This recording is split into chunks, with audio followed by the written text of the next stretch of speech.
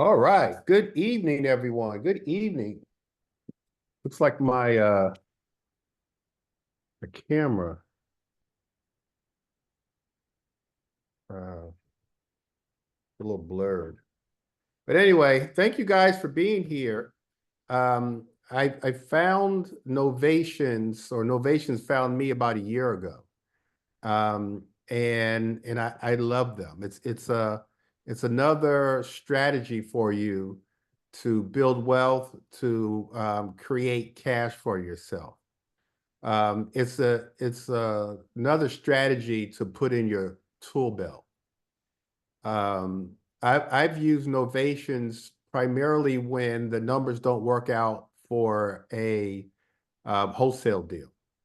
And so I want you to learn about Novations across the country. A lot of wholesalers have turned to Novations as a primary strategy. So I see a lot of really colleagues of mine. I'm in a mastermind. A lot of colleagues of mine are that's all they do is Novations.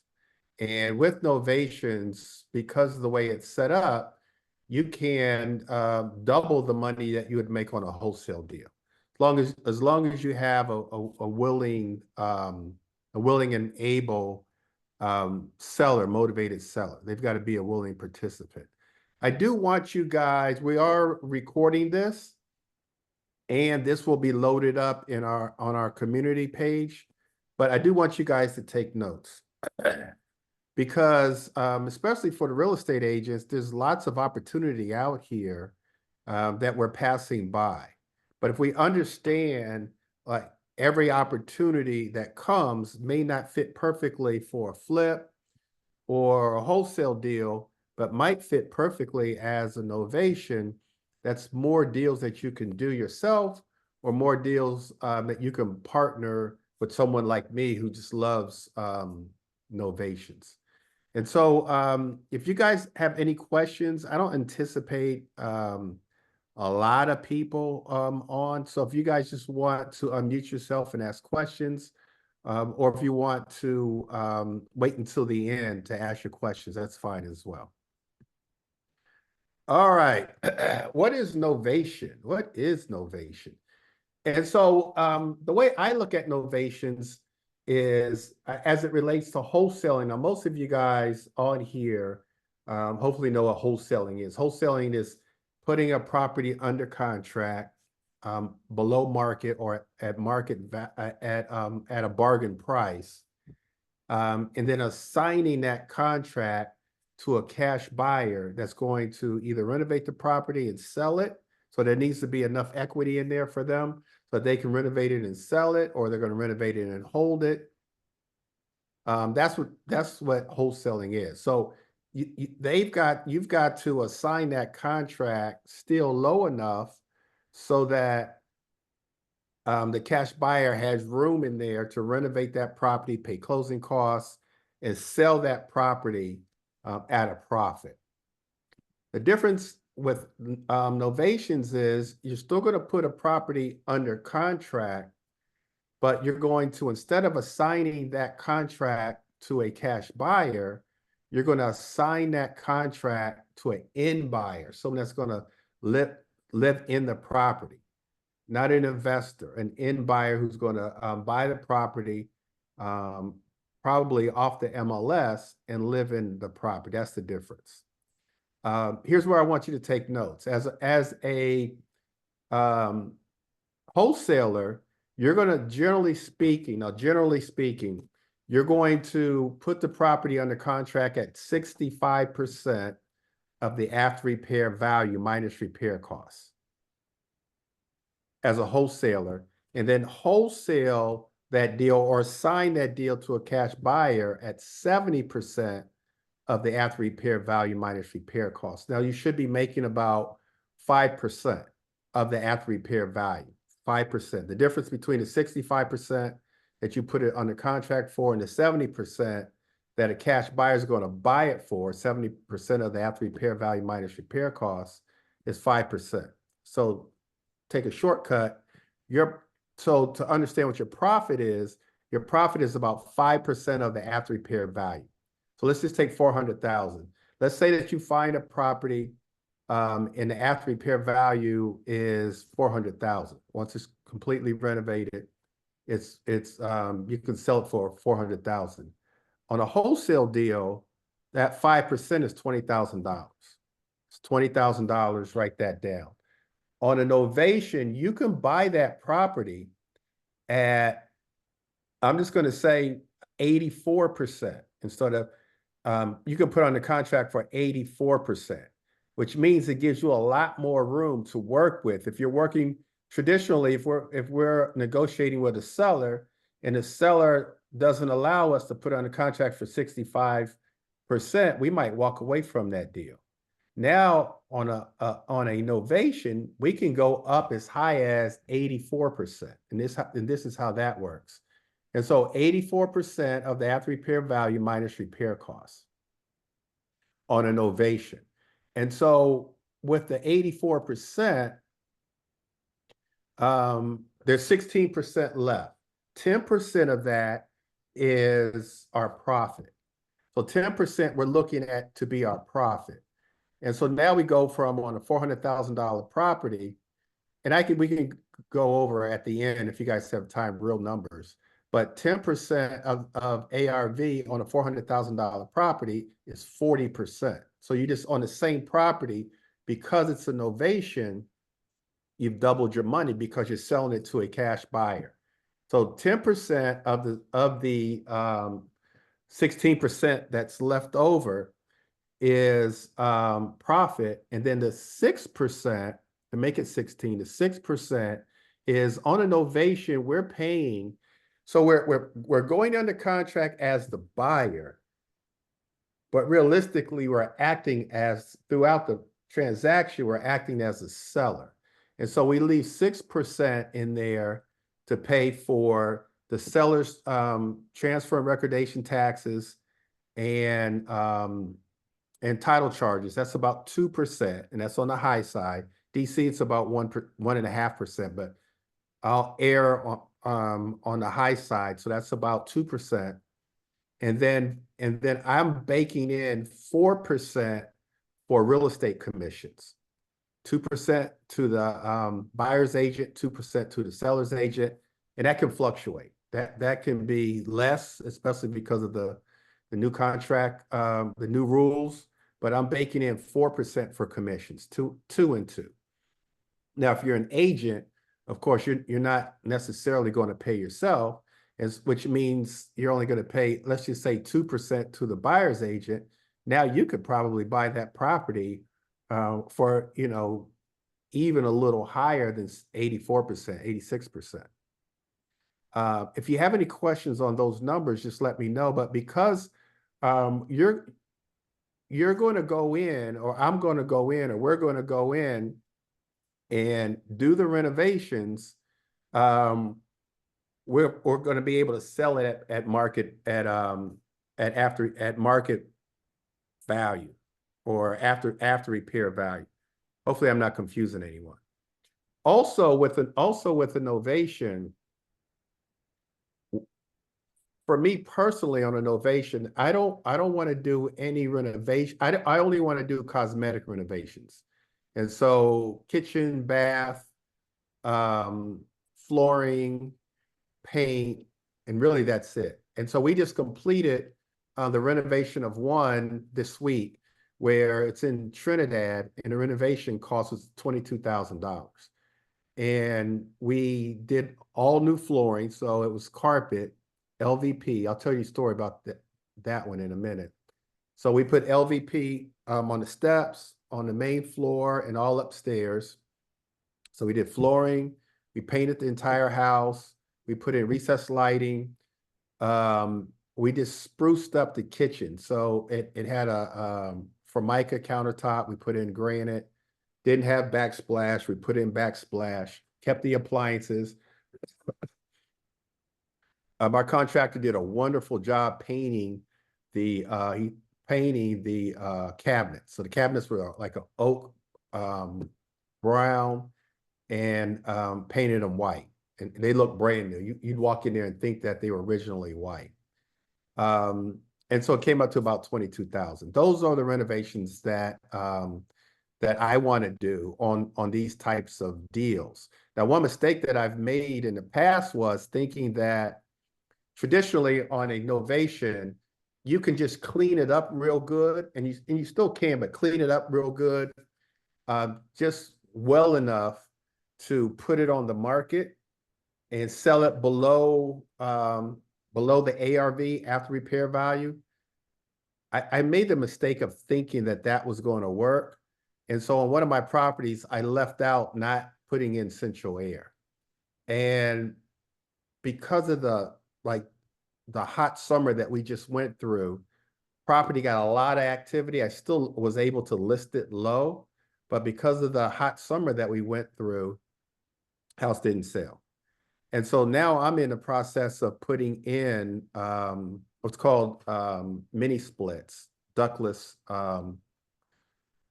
basically ductless central air.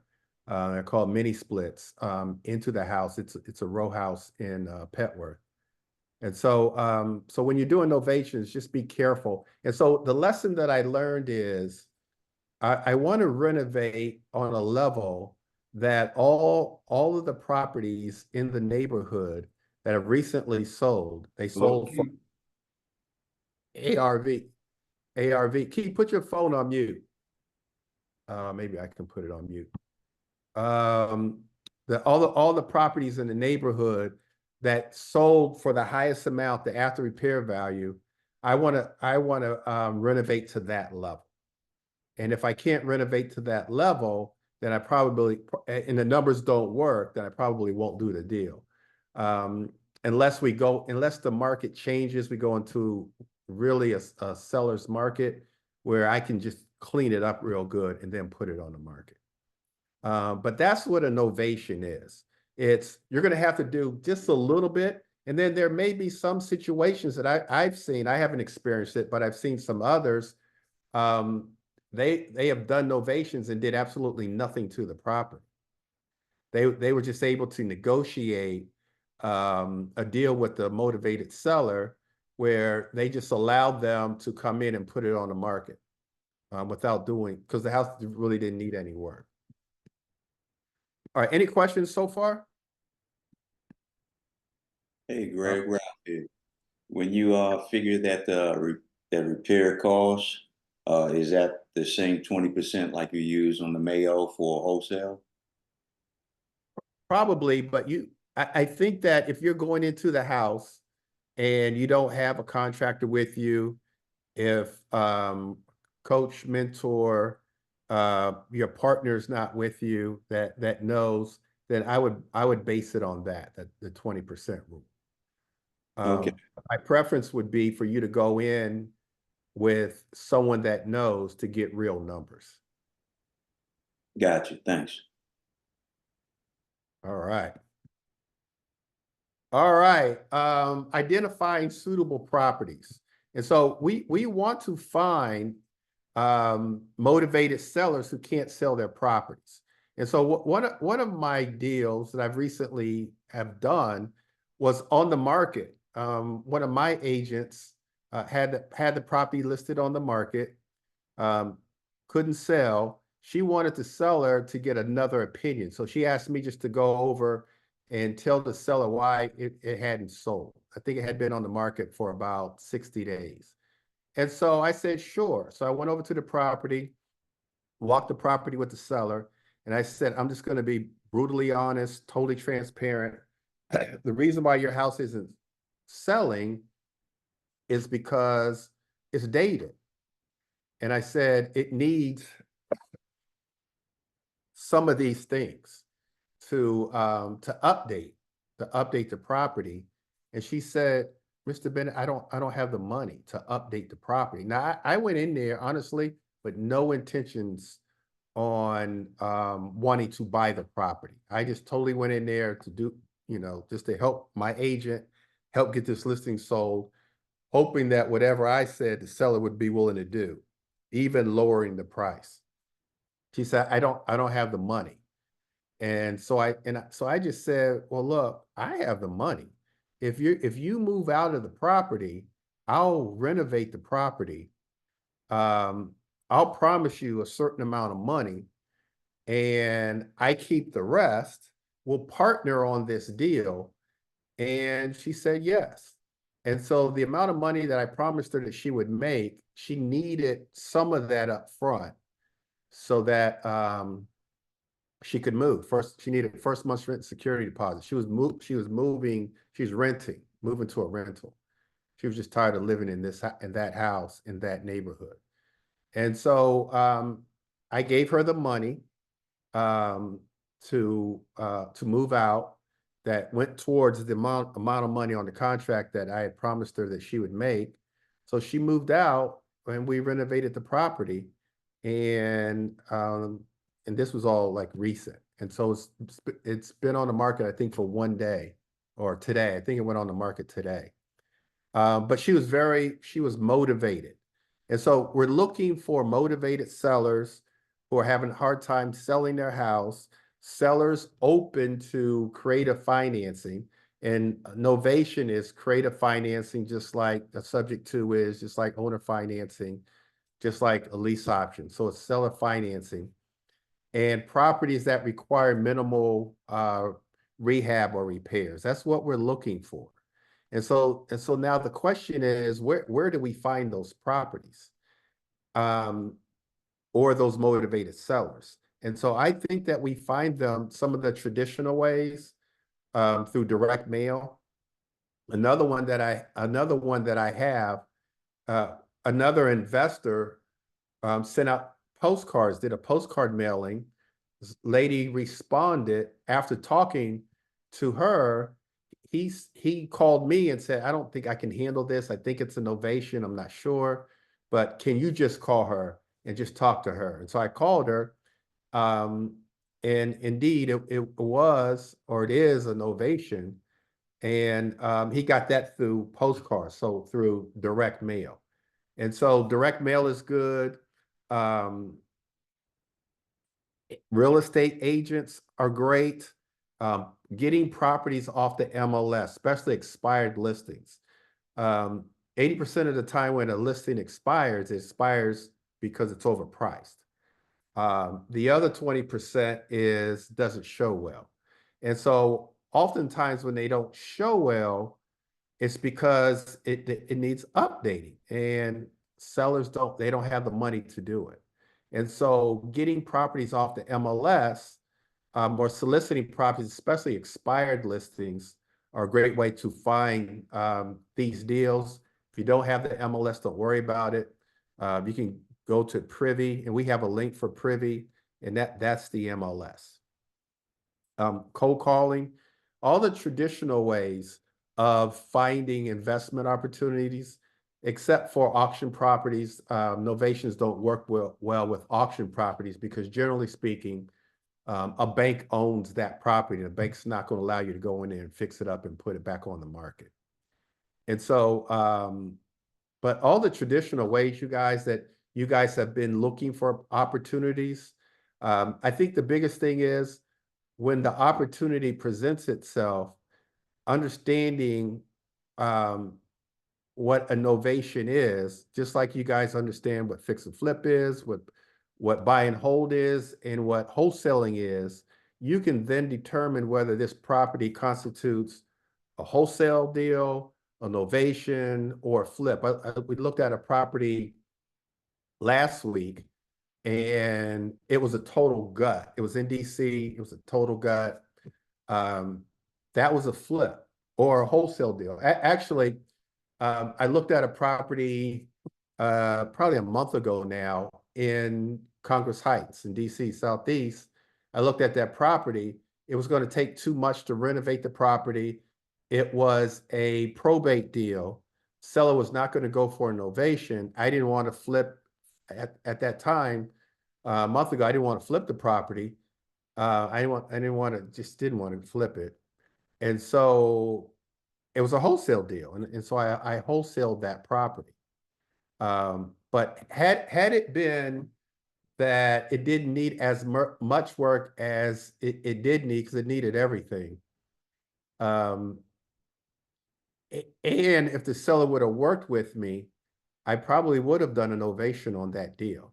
The other thing that innovation helps with is, as opposed to a flip, I compared it to a wholesale, but as it relates to a flip, the only money that you're worried about is the renovation costs. You don't have to worry about getting a hard money lender to finance the acquisition and the rehab. You're only dealing with rehab. And on a traditional flip, you're buying the property from the seller. That's closing costs that you pay. When you buy it as a buyer, you renovate the property, and then you put it on the market and you sell it. That's another set of closing costs, you as a seller. On a novation, you only have one settlement when you sell the property. Now, I put liens on the properties. Um, Once we go under contract, it's in the contract, it's in my contract that I'm going to put a lien on the property. I don't want them selling the house up from under me. I want to make sure that, I get what's negotiated. And so I put a lien on the property. It's in the contract that they know I'm going to put a lien on the property. And then when the house sells, I just release the lien.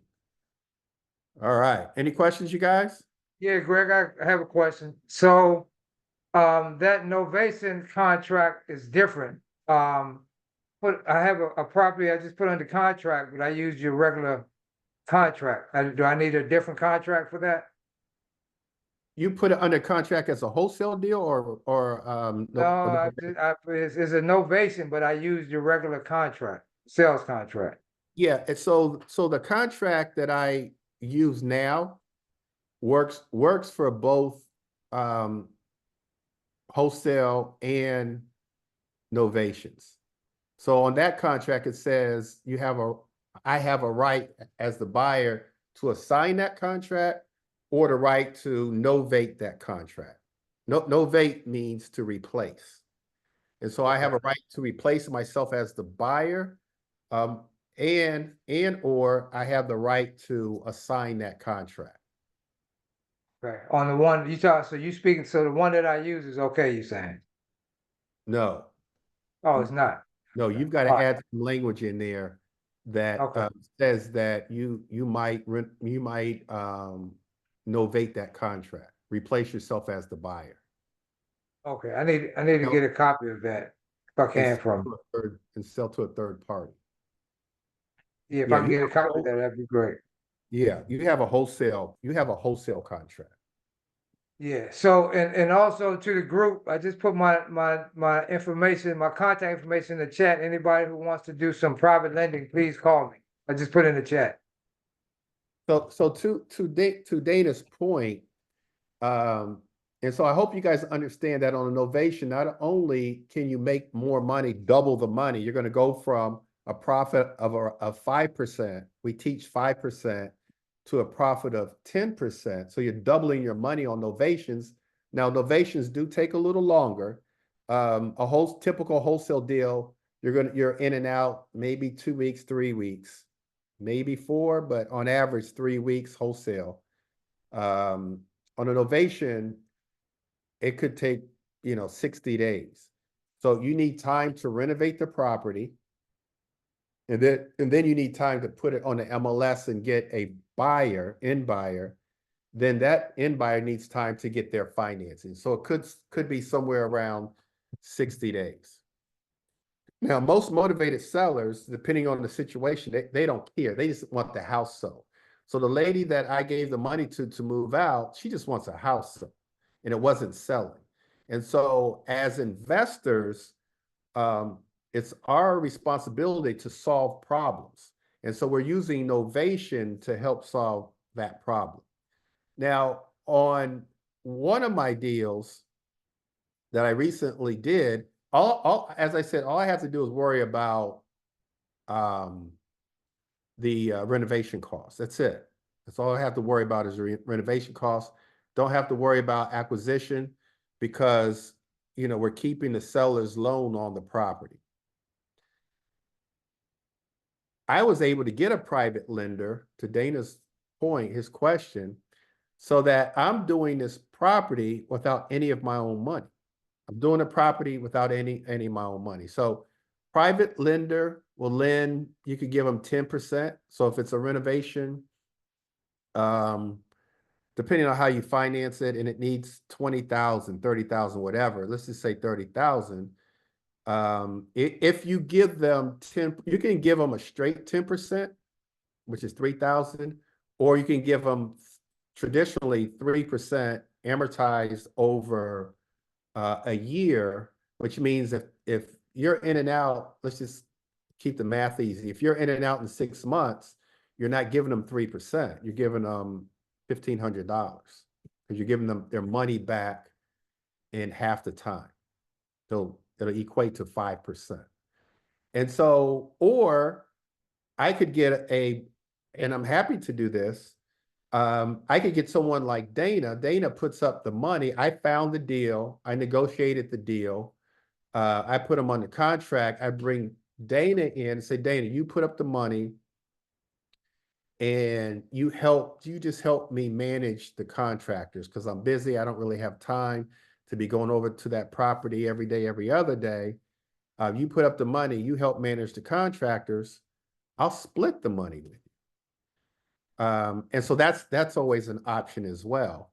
And so on these, a traditional flip in the DMV is we make about $80,000 to $100,000. On Novations, we're making like 50,000, 60,000. And it's only because I look at my numbers at about 10%. To be honest, it's a little better than 10%. So so we're starting one tomorrow where the ARV is 650. But when I ran my numbers on that one, so 10% is 65,000, which is great. But when I ran my numbers on it, we're going to make about 80,000. But generally on an Novation, you're not making as much as a flip, but you're not going through as much. You're in and out. Your risk is a lot lower because you're not really borrowing money from like traditional financing. And that's for all of those reasons is why I like Novations. And I've leaned in that direction. Now, will all of my deals be Novations? No. Like I said, I just did a wholesale deal. But it is first and foremost on my mind. But if the deal just doesn't work, I'm happy to wholesale, kind of happy to flip. At my age, I started flipping properties in my late 20s. And so for me personally, going through like permits and contractors and inspections and all that, it's kind of wearing thin a little bit. But if it's a juicy deal, then I'll do it. But I love Novations. Any other questions, you guys? All right, step 2, establish an seller agreement, outline the agreement, negotiate the terms. And it is a negotiation. So especially those that are on here, I haven't even looked to see who's on here, but those are on here, adhere to all of the negotiating that I've taught you over the years, especially my coaching students. Okay. All right, Carlos. I see you, Carlos. Carlos Carroll's in the house. All right. Raul, It's multiple Carloses on here. you the only Carlos. Hey, don't let him steal my name like that. All right. Step 2. How do I get? Let me see. Carlos threw me off. All right. We need to get an agreement. We've got to negotiate. The better we can negotiate, the more money we make, and the more and less risk we're at. If we can negotiate a great deal. So we want to adhere to the numbers that I just talked about. If you adhere to those numbers, and I can break them down for you even better.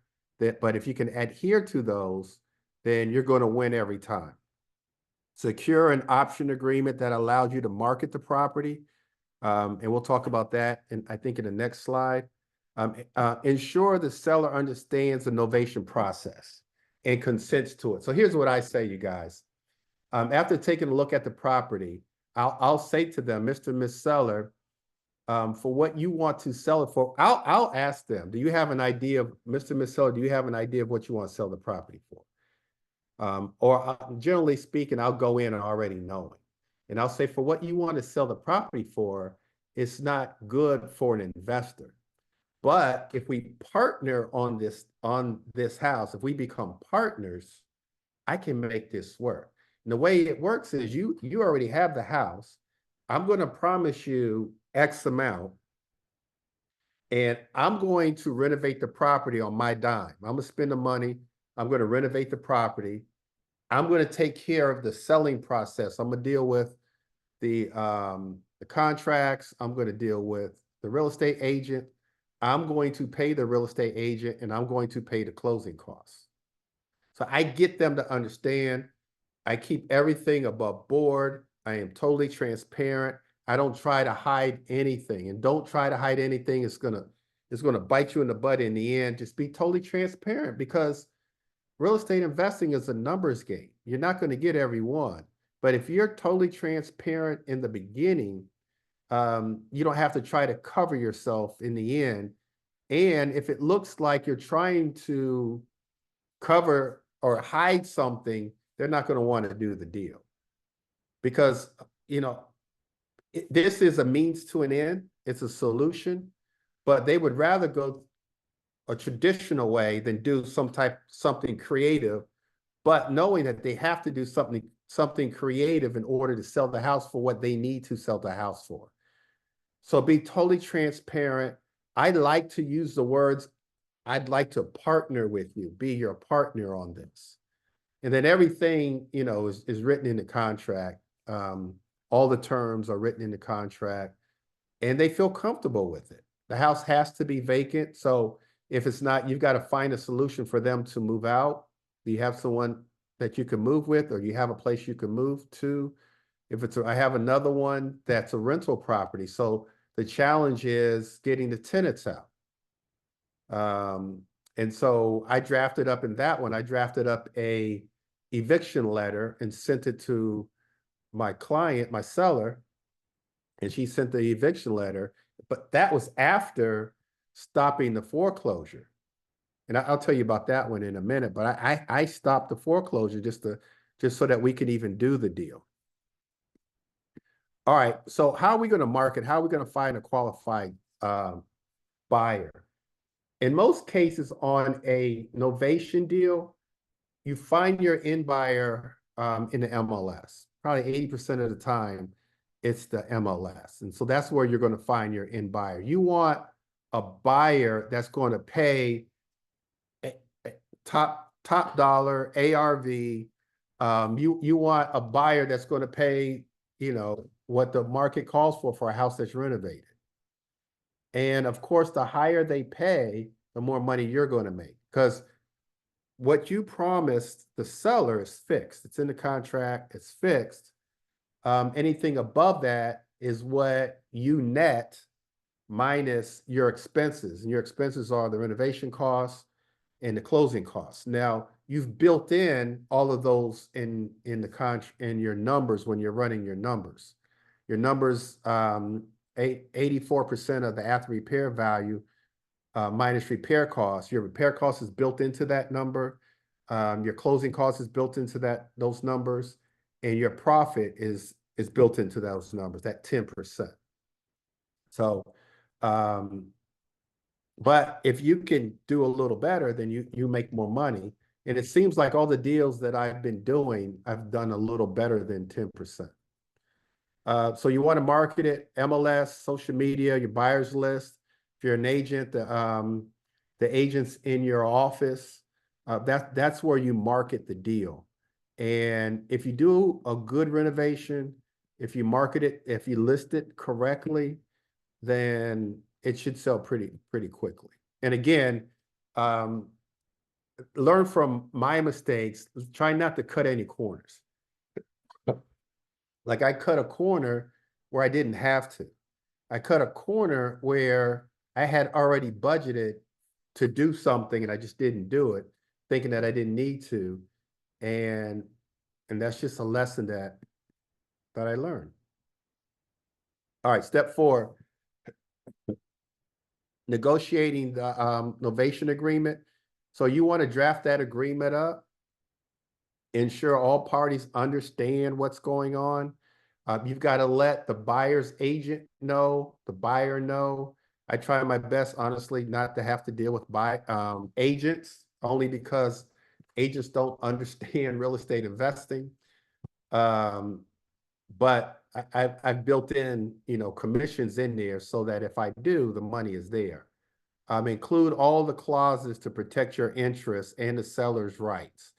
And so I do have a novation agreement between me and the buyer, me and the seller. It does say that I can replace myself in the contract with another contract. And the other contract I simply use is the purchase and sales agreement. But you can draft up a purchase and sales agreement that's not, I'll just say board approved, but I've just been using the board approved, like for those in the DMV that are agents, a G-Car contract or a MAR contract. That's all I've been doing. But in the contract, I initially go over the original contract with the seller, and I just make sure they understand every paragraph, every line. I invite them to have an attorney look at it, and some have, or a friend or family friend or somebody. I invite them because I don't want any trouble in the end. Because Novations is fairly new. It will be household. Everybody will know Novations another year or two, but since it's fairly new, it's just a new concept. But because the concept is so powerful for both us as investors, and it solves a problem for the seller that we see across the country, a lot of sellers are doing it because they make more money. They've got to wait a little longer, but they make more money. But as investors, we double our money as well. All right, step 4, close the deal, coordinate with the title company. So you are, or I am, a line item on the settlement sheet, on the HUD 1, Alta. We're line items. Now you can break up those line items into 2 parts if you want. One for you renovating the property and one for your profit, which I've done, just so that it doesn't look like to the buyer. It's all transparent. It's all right there.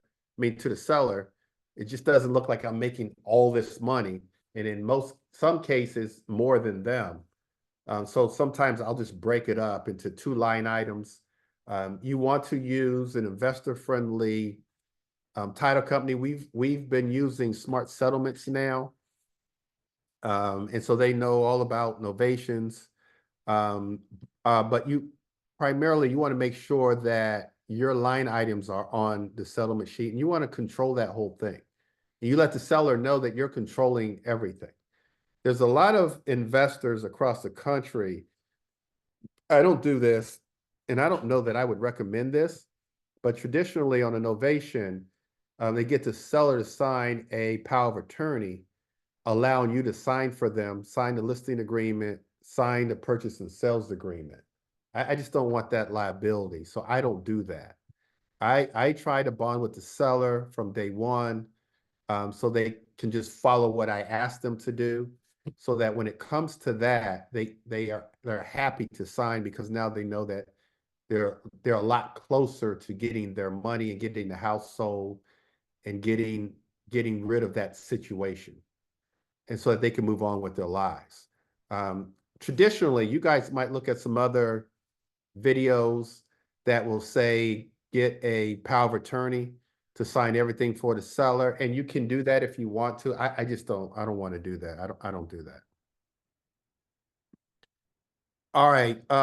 Again, make sure that the seller gets their funds. You make sure that you get your funds. The title company needs to have your wire instructions so that they can wire you your money. I've seen situations in my career on wholesale deals where the wholesaler didn't check the HUD 1 at the time, the HUD, to make sure that their assignment agreement was on there. They got a cash buyer that they didn't know, and they never got paid. Long story short, they never got paid. Cash buyer never paid them. It wasn't on the settlement sheet. They wasn't, once they got the cash buyer to sign the assignment agreement, they kind of went ghost, expecting everything was going to get taken care of itself, and they didn't get paid. So make sure it's your job to follow that transaction on a novation all the way through to the end. Post closing, I'd like to make sure that, like, all the electrical thing, everything that a seller would be responsible for, I like to do that. I like to do that just to show goodwill, get more referrals from everybody in the deal. Ensure that the buyer gets all their documents, seller gets all their documents, all those things. All right, common pitfalls. Discuss potential issues like financing falling through, which happens. So I tell the seller, financing could fall through. We may have to get an extension if things don't work out, things like that. And so you want to talk to your seller about home inspection items. Your seller is going to tell you what the payoff is. You make sure that you get a payoff statement from the bank, because, as an example, you're promising the seller that they're going to get $75,000 because they tell you that their payoff is $200,000. So you're saying, okay, 275, I can work with that because I'm going to renovate the property and sell it for $425. And it only needs $20,000 worth of work. I'm giving them basically $275, $200 to pay off the mortgage and $75. And then the payoff comes back at whatever, $210, $220, $230, but you've promised them $75,000. And so all that has to be put in the contract. And so that they know I'm basing these numbers on what the payoff is. You get a payoff before you get started. You get a payoff, and you get the title company to run title. Make sure that there's no judgments on the property, no liens on the property, and if so, you work them out. Carlos, you have a question? Yeah, are you also doing a home inspection before you purchase from? You do a home inspection, but it's a light home inspection. Since it's equivalent to when we're flipping a property. And so when you're flipping a property, do you have a home inspection, or you just kind of have your contractors go in there and just check out everything and give you an estimate? I mean, I've done it both ways. On stuff that I don't feel confident on, I have paid for some full appraisals. I mean, not appraisals, but inspections. Yeah. But typically, you go through, walk with your contractor, and that's it. That's what I've been doing. I haven't had a home inspection, but I think that that's a good idea. I do think it's a good idea. That's a good question. That's something to consider. All right, let's see. So you want to make sure that you do your due diligence. I don't want you to start spending money on renovating the property, and then you get the settlement, you've got an end buyer, get the settlement, there's more liens on the property than you knew, or the payoff is higher than you thought. They're still thinking that they're going to get the money that you promised them. So you've got to work those things out before you get going. All right, to recap. Go ahead. Those are good word, because sometimes we can get so involved in small details we can forget. It can be very costly. That's really good reminders and information that you just gave out. I really appreciate that. And so, yeah, and so I guess the bottom line is don't be in too big of a rush. Right. Being too, because honestly, to get you could get a payoff in 24 hours.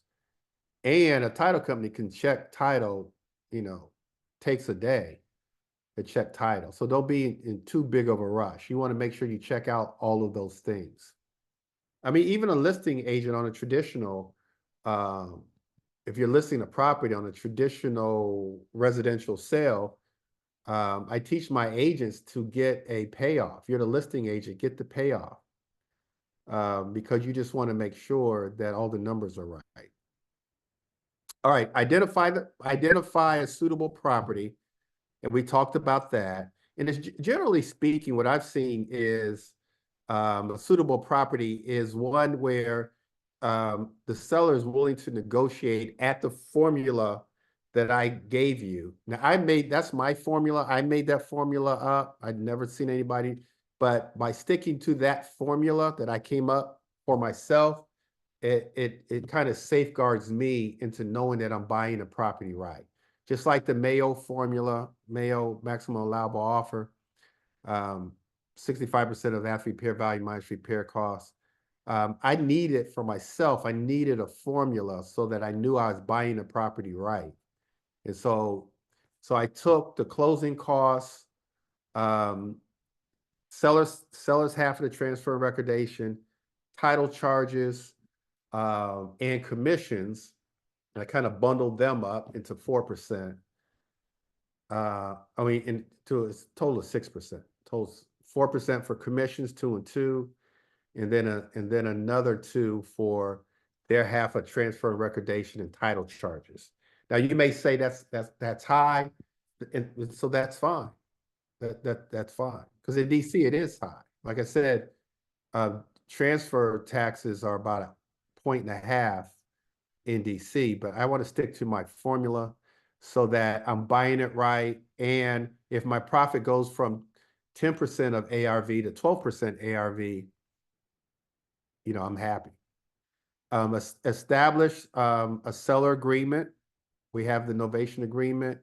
Find a qualified buyer. And so make sure that they're qualified. You want to get a lender letter, talk to the lender, and then negotiate the deal. Close the deal, distribute the funds, and then the post-closing procedures. Real quick, I don't know what time it is. What time is it? Okay, I got 10 minutes. All right. So Summit Street, some of you guys saw Summit Street. And so that's the one where I went and looked at the property. It's in Trinidad, Northeast DC. Went and looked at the property for my agent. I told the seller, you need it work. It needs to be updated. I said I can update it. She agreed. And so far, so good. Everything has worked out according to plan. We went in there, we tore up all the carpet. It was old carpet. I think she must have tried to clean it. We tore it all up, steps all upstairs. And so the whole house, we put in I think a real nice LVP, luxury vinyl plank. We painted. She had recently got it painted, but it was a light blue color. And so we painted all the trim white, and all the walls, it was bare paint. I think it's a toasty gray color. We put in recessed lighting and granite and painted the cabinets. I think some of you guys that have seen the property, what do you guys think about that property? Anybody? Dana? Keith? I thought the Yeah, rehab was I great. thought it was a nice, neat job, Greg. That Yep. was you in and out. I thought it was good. And so one other thing I failed to mention is my preference is to hopefully do a renovation where I don't have to pull any permits. That's my preference. Now, as time goes on, I don't know if I'm going to be able to get away with that. Might have to pull maybe an electrical permit or HVAC permit.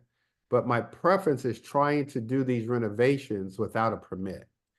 Now, to be honest, there's one or two things that I did on Summit that constituted a permit. I didn't, hopefully y'all keep this to ourselves. I didn't pull it. I didn't pull an electrical permit, which I should have. But we were in and out, and the way the house is situated is kind of hidden.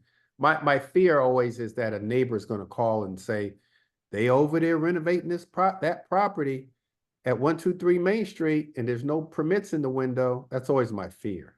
But we've been able to get in and out and with no issues. So on Summer Street, Greg, I was a little freaked out because I couldn't see the HVAC system. Of course, Dana. Dana's a HVAC tech specialist guru. So he was freaked out. It's there, Dana. Trust me, it's there. Yeah, I felt some air come from somewhere. It was cold. It was cold in there, right? It was cold air coming from somewhere. Brownsville, an investor, this is the one investor contacted me, didn't really know what to do with the property. I said, well, let me take a look at it. I called her and basically told her, she said, well, the house is getting ready to go to foreclosure. I've got tenants in the property and I don't know what to do. Property goes to auction next week. I looked it up, Googled the address. It was going to auction like in a week. And so we went back and forth, negotiating the deal. We finally signed a contract. And I think I put it under contract for 275. I think 275. And then she didn't have any money to stop the foreclosure. Going to foreclosure, that close to a foreclosure, you can't stop it with a contract. 2 weeks or more, a lender may allow you to stop with a contract. The only way you can stop a foreclosure that close to the game, to the end, is a bankruptcy. So her credit was already bad because of this house, and later she told me a whole bunch of other things. So she was open to a bankruptcy. She didn't have the money for a bankruptcy. So in our contract, I had promised her a certain amount of money. Actually, in this one, I only promised her $25,000. So I promised her $25,000, and I said, I'll stop the I'll pay. So I called my bankruptcy attorney, Benny. And Benny, on the day of the foreclosure was at 4 o'clock on a Monday. She kept telling us it was Tuesday. Benny found out it was Monday at 4 o'clock. I had another investor call me and knew that I was working on this project. So I put it on Facebook, and he figured out which one it was. And Benny filed the paperwork and stopped the foreclosure at noon or at 2 o'clock. And so for a bankruptcy, stops everything. Bottom line is, it stopped it. Guy called me laughing and said, oh, you just, because he was going to try to bid on it. He was actually going to the auction to bid on it. And then this is what he told me, you guys. Now I'm thinking, so this is Crownsville, it's Anne Arundel County. I don't really do much in Anne Arundel County. I'm thinking it's going to sell for about $450. When I was talking to him, I just threw numbers out. Yeah, if it works out, I'm selling it for $575. Just throwing numbers out. He says, no, Greg, it's not going to sell for $575. You probably get $525. I was like, $525? Whoa. I'm on a contract for like $275, which includes her $25,000. And a tenant's in there. So if a tenant's in there, it tells me that it's probably just going to need cosmetic work. It's not a house is so in bad disarray that no one can live there. And I drove by the house and I see people out in the yard, so it can't need that much work. Like I can't wait to tell the story about that one. And so that's the one that I drafted up what's it called? A 30-day notice, and she sent it. Actually, I gave them 45 days since we stopped the foreclosure.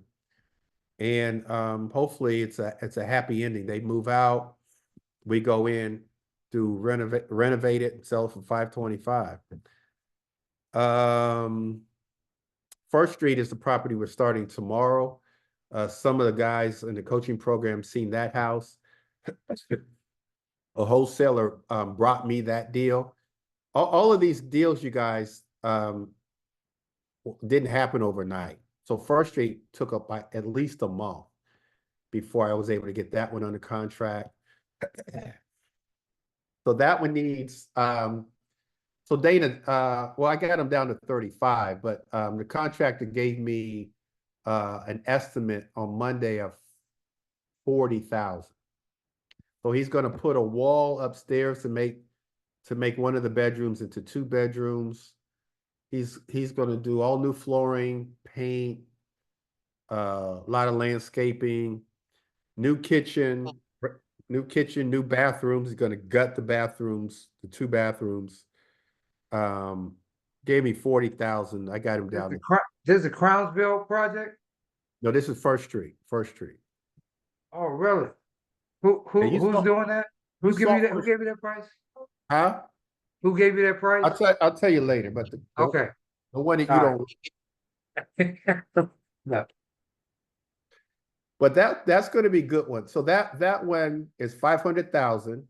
So I'm under contract for 500. House 2 doors down sold for 650.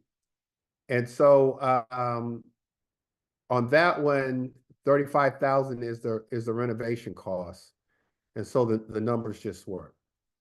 And then Petworth is the one I told you, probably made it like 1 or 2 mistakes. I didn't put central air in there, even though it was in the budget, but we're taking care of that now.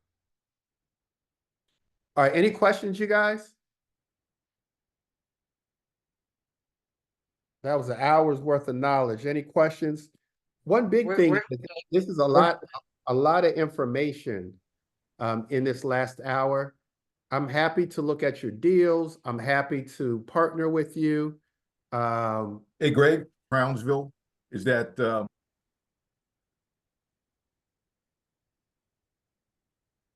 Go ahead. Who's that, Keith? Yeah, he went out. yeah, I was just saying, Greg, the Crownsville opportunity, you helped that lady out so much that you could have future business that's going to come your way when you least expect it. I think that's the other benefit from doing these deals. You mentioned it earlier that they have a problem. We're helping them to solve their issues. Right. Go ahead, Matthew. I appreciate this hour, man. I guess one of my main questions is, so I understood novations to be a legal process, but it sounds like it's more of a kind of falls in the line of the creative financing family. Is that sounding right? Well, all real estate transactions, in my opinion, are legal. I mean, you have a contract. So it's all a legal process, but yeah, a lot of people would consider novations creative financing, because you're not financing the deal in a traditional way of getting either a hard money lender or traditional financing. You're leaving the mortgage on the property and you're just renovating the property. And so, yeah, it does fall into in my opinion, the category of creative financing. I see. Appreciate you. Yeah, Greg. So, if you were trying to like not go through with all of this and you just wanted to assign these deals, you would just advise us to negotiate down to like 80%. or like 79 or something like that.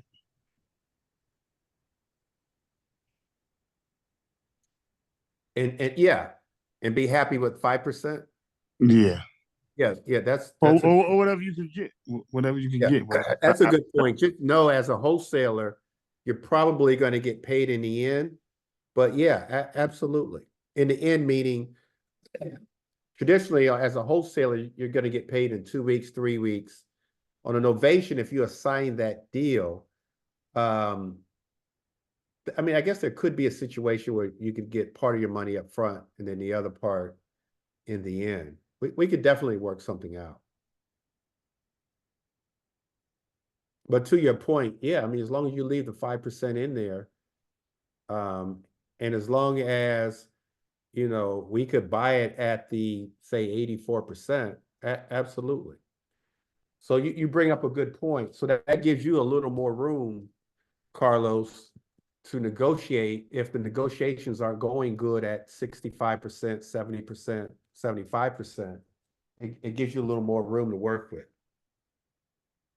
That's a good point. All right, anybody else?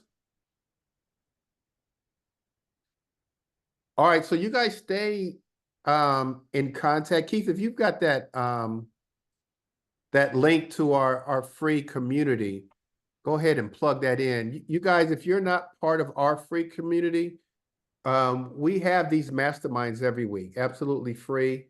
We've got a Q&A every Tuesday. Everything is free. And so if you're not part of this group, and most of you guys are, click that link and join us. We've got deals that come through the group. We collaborate through the group, and you just never know what being part of like-minded people can do for you. All of my contact information is here. Follow me on Instagram. That's the best place, Greg Bennett Invest.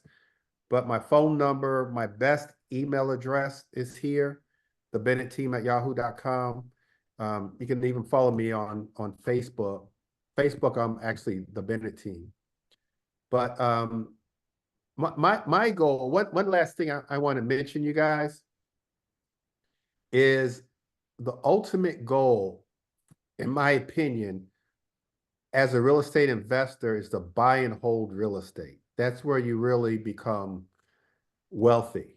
It helps you with your retirement. It helps build generational wealth.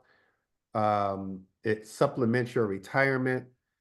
And so what Novations, what they do for you is give you the cash to then go buy and hold.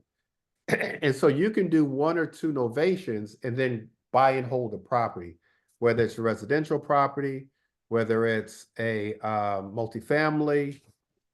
Ooh, I like this drop. Whether it's a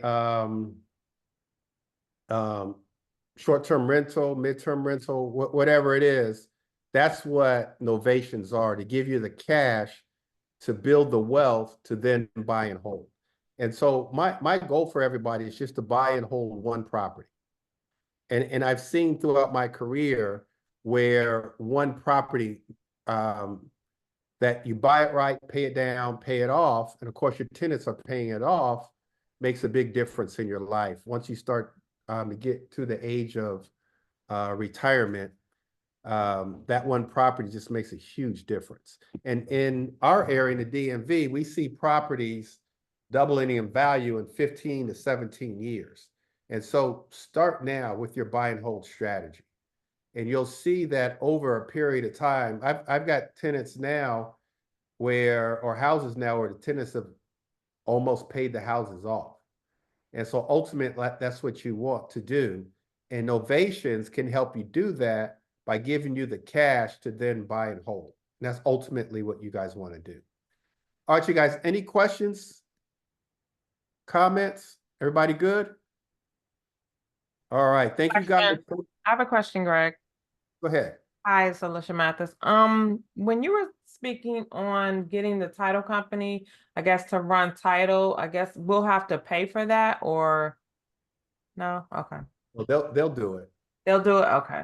obviously, if the deal works out, they're gonna want you to, do the deal with them. Yes. Okay. You But- said that Smart Title is the name of that company? Yeah, Evelyn. I'll get you guys the information. If you guys want information on anything, just let me know. Here's all my contact information. You can even contact me within the community if you're not part of the community. We've got, I don't know what's next week, but we've got another great mastermind next week, Q&A on Tuesday. We're out in the field all the time. And so my goal is to help as many people get that one buy and hold. That's my goal. Just get that one. That's going to change your life. It may not seem like it, but it's going to change your life. And when you get it, hold on to it. I've made the mistake. I started buying properties at 23 years old. Year out of college, I started buying. My goal at the time was just to buy one property a year, buy and hold. And I was doing that. And then I got the bright idea of selling a couple to buy multifamily, and I just never did. But don't get me wrong. I mean, I do have a number of properties, but I want you guys to buy at least one property, hold it and hold it forever. And if you're ambitious, buy two. And if you're really ambitious, make it a business, make a business out of it. Set high goals for your passive income. But use Novations, primarily use wholesaling. And if you're really ambitious, use flipping as a way to get the cash to then buy and hold. I kind of stopped teaching flipping because a lot of people lose money on flips. And because they go at it on their own. And with flipping, it's got to be like a perfect and exact science. You got to buy it right. Financing's got to be right. Renovation's got to be right with no headaches from the contractor. You got to list it right, stage it right. Just too many things that have to go right. And so, but I still flip, don't get me wrong, but I don't want you guys losing money, making any mistakes. If you do flip with someone that has some experience, so that you can gain the experience on flipping. All right, anybody else, you guys? All right, you guys. Thanks a lot, you guys. Hopefully you guys got a lot out of this. Take care, God bless, and I will Good. talk to you guys soon. Good All night. right, take care. Thanks a lot. All right, Okay. thanks.